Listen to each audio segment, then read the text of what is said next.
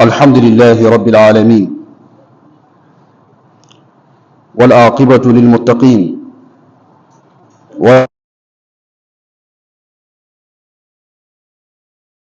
والمشركين.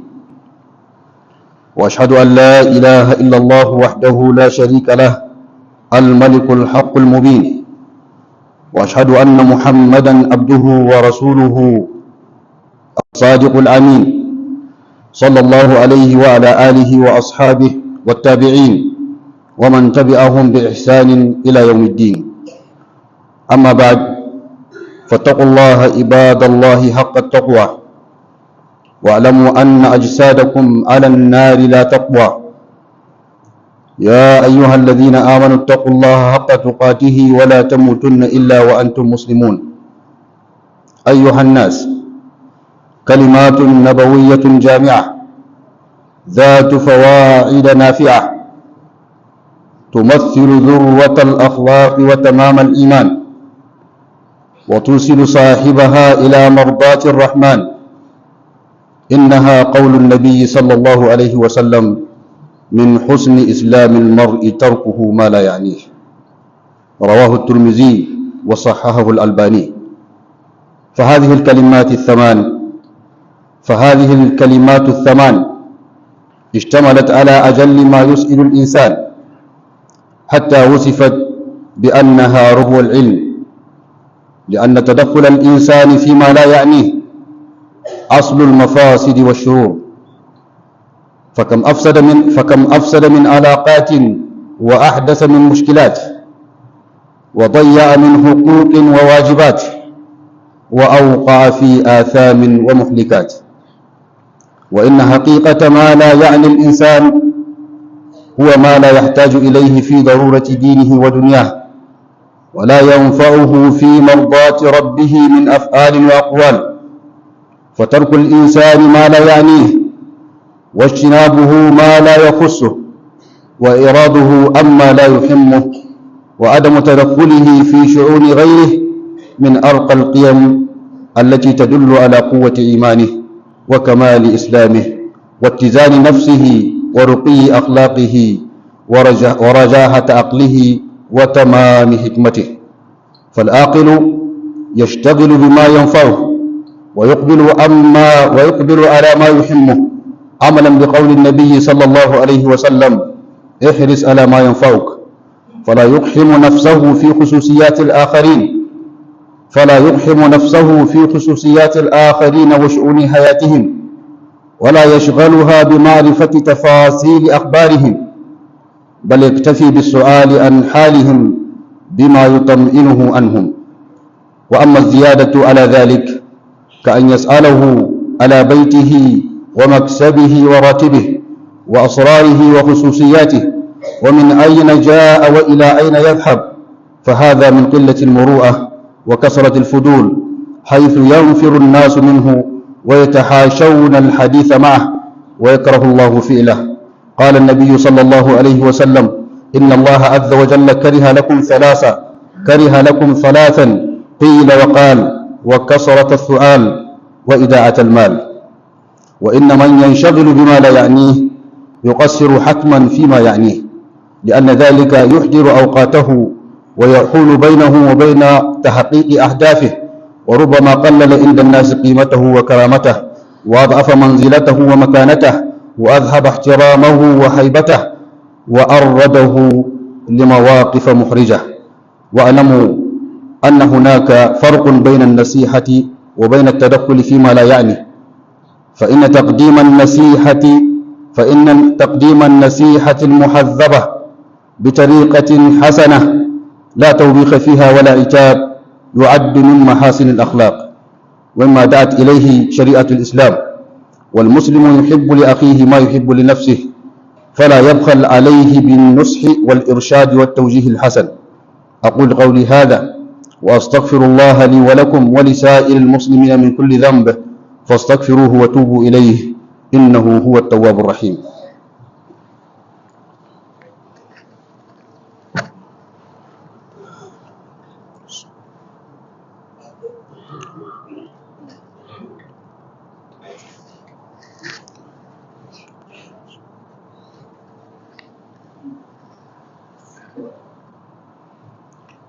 الحمد لله على إحسانه، والشكر له على عظيم نعمه وامتنانه، وأشهد أن لا إله إلا الله وحده لا شريك له، وأشهد أن محمدا عبده ورسوله صلى الله وسلم وبارك عليه وعلى آله وأصحابه ومن تبعهم بإحسان إلى يوم الدين. أما بعد، فإن النبي صلى الله عليه وسلم قد أوصاك بوصية فلا تضيعها، وأحداك نصيحة فلا تمهلها، حيث قال: أمسك عليك لسانك، فلا تتكلم إلا ما ينفعك، ولا تنطق إلا بما يرفعك، وابتعد عن الخوض في الأمور العامة مما يتعلق بشؤون الآخرين أو التدخل في عظائم الأمور التي تخفى عليك تفاصيلها، فتلك أمور لها خبراؤها وأهلها، فحري بك أيها الإنسان أن تمسك لسانك عنها. قال الله تعالى: ولا تقف ما ليس لك به علم. وعليك بخاصة نفسك، اهتم بما ينميها واعتني بما يصلحها، ولا تشغل نفسك بتطبع ما يصل من أخبار وينشر من معلومات عبر وسائل الاتصال المختلفة، بصحيحها وضعيفها وصدقها وكذبها، وما زيد فيها وما نقص منها بحسب مصالح مروجيها.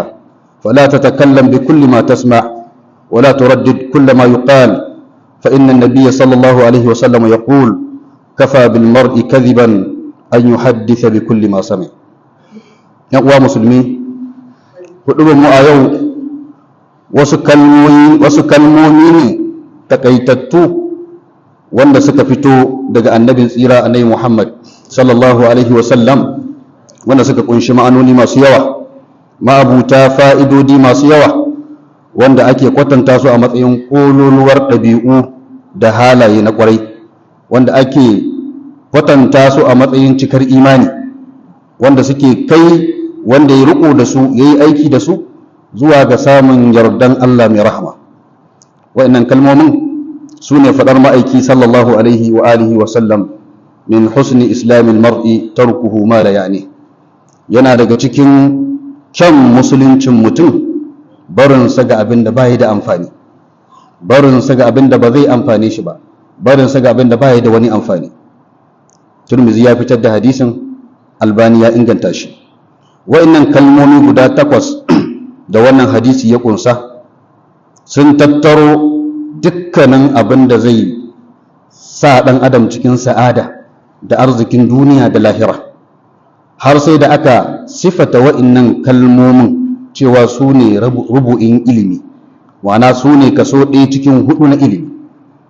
Idan ka tattara ilimi gaba ɗaya guri ɗaya, to wa'annan kalmomin idan mutum ya riko da su, ya yi aiki da su, ya fahimce su, to ya samu kaso 1 cikin 4 na ilimi.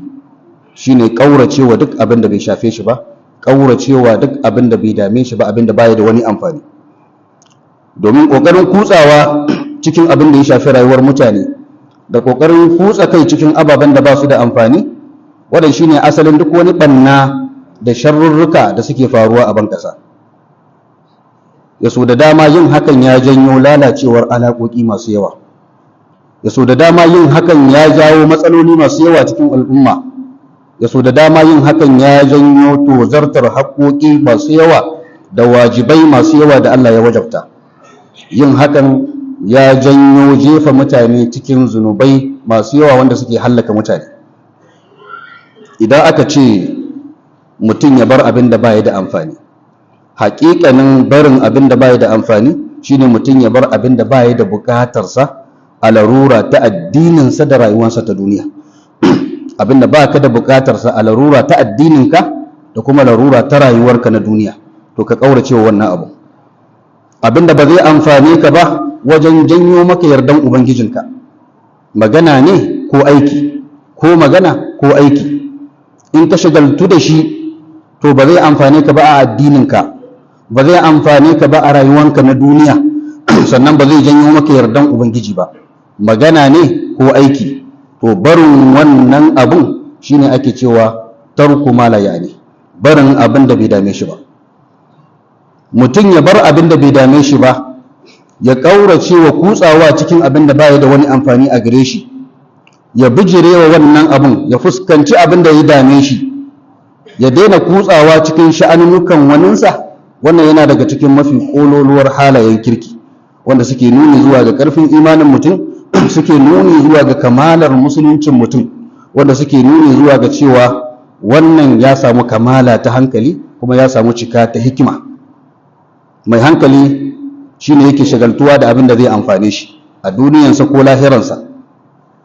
Mai hankali shine wanda yake fuskantar abin da ya dame shi, yana mai kokarin yin aiki da faɗar manzon Allah sallallahu alaihi wasallam, ihris ala ma yanfa'uk, ka kwadaitu akan abin da zai amfane ka. Duk wani motsi da zaka yi kasancewa yana da amfani, ko gare ka ko ga addininka ko ga waninka, da in ya amfani waninka kai ma zai amfane ka, domin zaka samu lada. Duk wani motsi zaka yi, duk wani abin da zaka faɗa, to ka tabbatar wannan abin da zaka faɗa zai amfane ka, ko zai amfani addininka, ko zai amfani waninka ta yadda zaka samu lada. Kada mutum ya zama mai kokarin kutsa kai cikin keɓantattun al'amuran wasunsa da sha'anunnukan rayuwarsu, ya shagaltar da kansa wajen kokarin sai ya san wani hali suke ciki, wani sha'ani suke ciki, me suke samu, me suke ci. So ake idan ka haɗu da ɗan uwanka za ku gaisa, ka wadatu da tambayarsa kawai, wani kuna lafiya, ya kake, ya gida, shikenan, irin abin da aka saba na gaisuwa. Amma wuce nan har ka kai kana tambayarsa game da gidansa da iyalansa, matanka nawa, 'ya'yanka nawa, nawa kake samu a kasuwa na riba, nawa ne albashinka, da wasu sirrurruka da suka shafe shi, me alaƙarka da wani, na ga ku da wani kaza kaza, ya kuke, abubuwa da ya shafi kususiyat nashi, daga ina kake, ina za ka je, kana azumi ko baka yi, ya naga yau kenan yau baka ɗauki azumi ba. Wannan yana daga cikin abin da ake kira qillatul muru'a, yana daga cikin ƙarancin muru'a. Ya zama mutum ba ya da halayen kirki kenan, mutum ya cika rayuwarsa da abubuwa marasa amfani, ta yadda mutane za su guje shi, su rika jin ma kyamar hira da shi. Idan an haɗu da shi ba a ma son hira da shi, dan an san waɗannan tambayoyi nashi tambayoyi ne masu ƙurewa. Allah ma kuma zai kyamaci wannan aiki nashi, kamar da manzon Allah ya ce, inna Allah azza wa jalla kariha lakum thalathan, Allah ya kyamatar muku, ya kyamaci abubuwa guda uku daga gare ku. Qila wa qal, kace nace, wa kasrata su'al, da yawan tambayoyi, ka haɗu da mutum, daga ina kake, me kake yi, ya kake ciki, nawa kake samu, wa ida'atal mal, da kuma tozarta dukiya cikin abin da bai da amfani. Allah yana kyamar wa'annan abubuwa guda uku. Wanda yake shagaltar da kansa da abin da bai dame shi ba, da abin da bai da wani amfani a gare shi, to tabbas zai tauye wa kansa abin da zai amfane shi. Da gwargwadon da kake shigaltuwa da abin da ba zai amfane ka ba, da gwargwadon yadda abin da zai amfane ka din yake kubuce maka, yake tsere maka. Domin zaka tozarta lokacinka ne a lokacin, wannan lokacin kuma naka abu ne mai tsada. Lokacin da kake kutsawa cikin abin da baya da amfani, kai ne kwas, kai ne lido, kai ne dara, wannan abubuwa ba su da amfani a duniya, ba su da amfani a lahira. In ka zauna kai lido, kai dara, ba ko dala ba za ka samu ba, sannan ba wani abu da za ka karu da shi a addininka, ba wani abu da za ka amfani da shi a addininka. Kaga abu ne da ba ya da amfani, to ka ɓata wannan lokacin, maimakon a ce ka yi amfani da shi wajen sama ma kanka wasu abubuwa masu amfani, ka lalata shi a cikin abubuwa wanda suke ba su da amfani. Sannan yin hakan zai sha makance tsakaninka da tabbatar da manufofinka da suke gabanka. Duk ɗan adam yana da manufa, in dai mai hankali ne. To kutsawa cikin abin da bai dame ka ba zai sha makance ka game da cimma manufofi da suke gabanka. Yasu da dama kuma yin hakan zai janyo kimar ka ta zubi a gaban mutane, karamar ka ta zubi, matsayin ka ya sauko ƙasa, ya tafiyar da haibarka da kwarjininka. Sai dai akwai bambanci tsakanin nasiha da kuma ƙoƙarin kutsawa cikin abin da bai shafe ka ba. Suna da bambanci. Gabatar da nasiha tsaftatacciya, nasiha wadda ake amfani da hanya mai kyau wajen isar da ita, wadda a ciki ba zagi ba cin mutunci, ana lissafa ta daga cikin kyawawan halaye na kwarai, irin wanda addinin musulunci ya kira zuwa gare shi. Musulmi ko yaushe yana so wa ɗan uwansa abin da yake so ma kansa. Ba zai yi wa ɗan uwansa rowan nasiha ba idan ya ga ya dace ya masa nasiha. Ba zai yi masa rowa na yaga ya fuskantar da shi ko ya shiryar da shi zuwa ga abin da yake daidai ba. Wannan ba a ce masa shiga abin da bai dame ka ba, domin in kai masa nasihar za ta yi masa amfani, kai ma kuma za ka amfana da nasihar da kai masa. sannan annabi Muhammad sallallahu alaihi wasallam ya yi mana wasiya.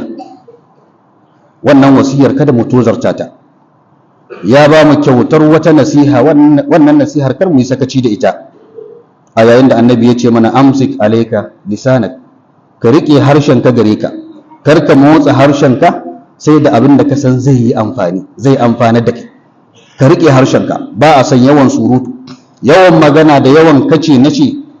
Wannan yana nuni zuwa ga ƙarancin imanin mutum da kuma ƙarancin kyawawan halaye da ɗabi'u na shi. Da haka kar mutum ya buɗe baki ya faɗi abin da ba ya da amfani. Kada ka furta abin da ba zai ɗaukaka matsayinka ba. Mutum ya nisanci kutsawa cikin al'amurra wanda suke gamammu na abin da yake da alaƙa da sha'anunnukan wasu, ko kuma ƙoƙarin kutsawa cikin manya-manyan al'amuran da akwai waɗanda aka wakilta su kula da waɗannan al'amuran. Sai ka ce kai ma sai ka shiga ka tsoma baki a cikin irin waɗannan abubuwa. Misali, abubuwa da suka shafi sha'anin mulki. Abubuwa da suka shafi sha'anin mulki. Sha'anin mulki akwai wanda suke kula da shi. Kai ba mai mulki ba ne, kai talaka ne daga cikin talakawa. Abubuwa da ya shafi mulki akwai wanda suke kula da wannan ɓangaren. Sha'aninsu ne, aikinsu ne. Kuma kasancewar ba aikinka ba ne, kuma baka cikin wannan abun, ba lallai ka san me yake faruwa 100% ba. Dan abin da zaka gani a social media ba lallai ya zama da gaske shine abin da yake faruwa ba. Abubuwa ne da an ƙara, an rage, an yi ƙarairayi da sauransu. To sai ka ɗauka ka ce zaka tsoma baki a ciki. To kaga nan ma ka tsoma baki a cikin abin da bai da wani amfani. Mai yiwuwa ya janyo maka ma wata matsala a rayuwarka.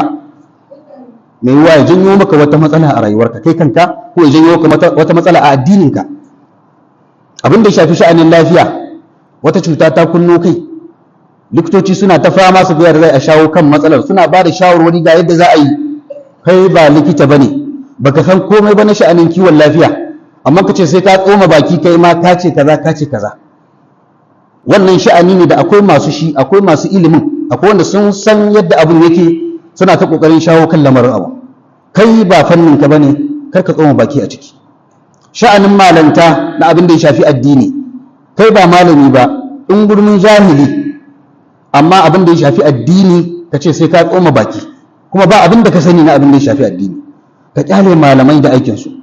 Sha'aninsu ne, su suke da ilimin abin, suka san matsalolin abin, su suka dace su tattauna su samar wa mutane mafita.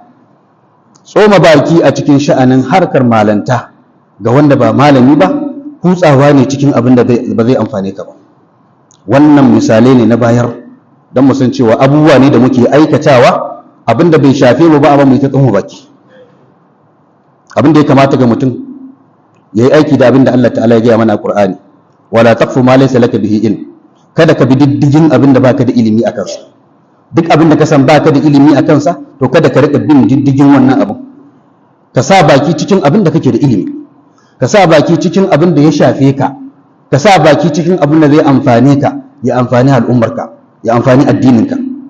Kar mutum ya shagaltu ko shagaltar da kansa da abubuwan da ake yadawa a kafafen sadarwa, na wasu abubuwa da za ka ga mutum zai ga ana yadawa, wasu ingantattu, wasu abubuwa masu rauni.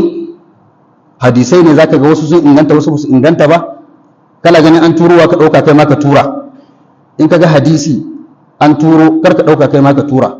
Wani malami ya ce kaza kaza kaza ne, musamman abin da baka saba ji malamai suna faɗa ba, ka nemi wani malami ya maka bayani ga yadda abin yake, tunda kai baka sani ba.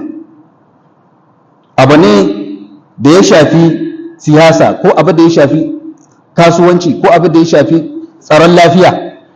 Akwai jami'an tsaro, fannin su ne, su suka san yadda za su shawo kan lamarin. Ba aikin ka bane kutsawa cikin irin wannan abubuwa.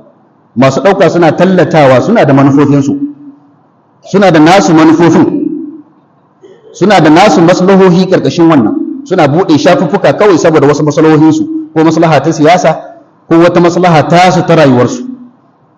Wani zai ɗauka ya yi ƙarya, ya ƙara wani abu, ya rage wani abu, ya faɗi abin da bai faru ba, ya yi ƙarya, ya yi sharri don ya cimma wani burinsa. Kai idan ka gani kawai kace za ka ɗauka ka yaɗa, kaga ka ci gaba da yaɗa abin da yake jita-jita ne, abin da bayi da tushe, bayi da asali. Ka shiga cikin masu yaɗa zir, ka shiga cikin masu shaidan zir, masu yaɗa zir, wanda kuma wannan babban bala'i ne kai ga rayuwarka da kuma al'ummarka da ƙasarka baki ɗaya. ba a san mutum ya ce sai ya maimaita duk abin da ya ji, duk abin da ka gani ko ka ji sai ka maimaita, duk abin da ka gani sai ka ɗauka ka yaɗa. ba a san mutum da wannan. manzo Allah ce wa kafa bil mar'i kadhiban an yuhaddisa bi kulli ma sami.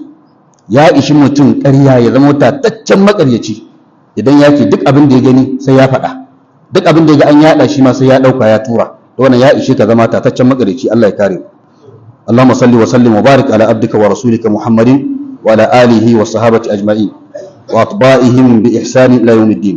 اللهم أعز الإسلام والمسلمين وأذل الشرك والمشركين ودمر أعداء الدين واجعل هذا البلد آمنا بلد آمنا مطمئنا رخاء سخاء وصائر بلاد المسلمين. اللهم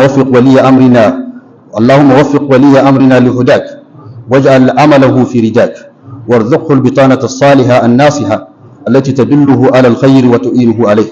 اللهم اغفر لنا ولوالدينا ولجميع المسلمين والمسلمات الأحياء منهم والأموات. اللهم فرج هم المهمومين من المسلمين ونفذ كرب المكروبين وقد الدين عن المدينين واشف مرضاهم وارحم موتاهم. ربنا آتنا في الدنيا حسنة وفي الآخرة حسنة وقنا عذاب النار.